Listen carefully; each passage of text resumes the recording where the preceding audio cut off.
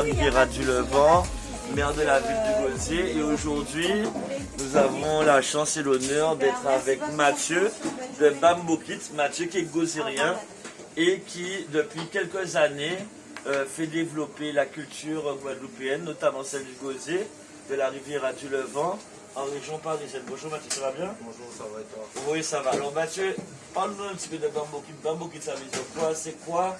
Et qu'est-ce qu'on devrait apprendre sur Bambokit dans cette vidéo?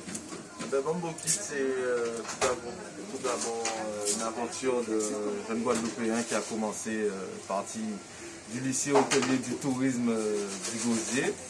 Et je suis venu ici en France et puis on a décidé de développer notre culture à travers le bokit.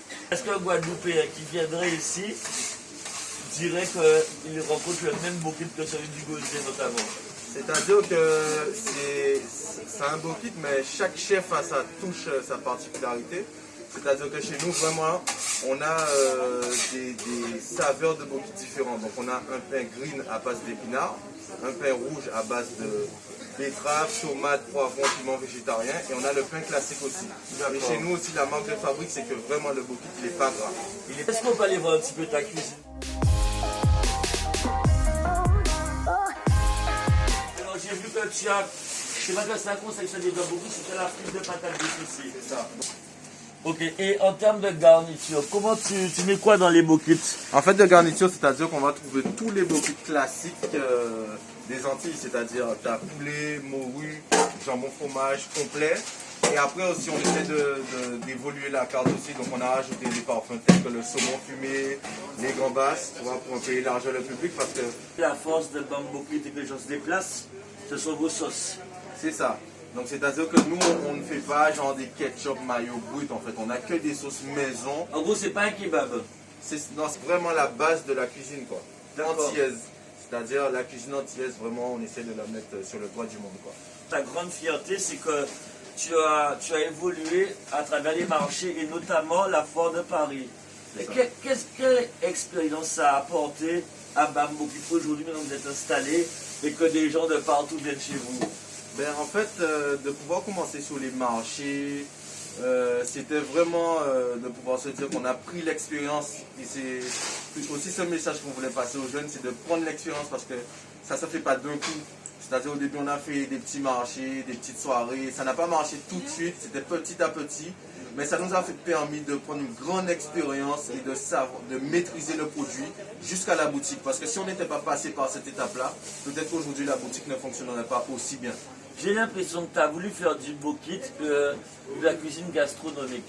J'ai l'impression que tu as voulu faire monter en compétence et en qualité le produit qui était traditionnellement quelque chose de simple d'accès.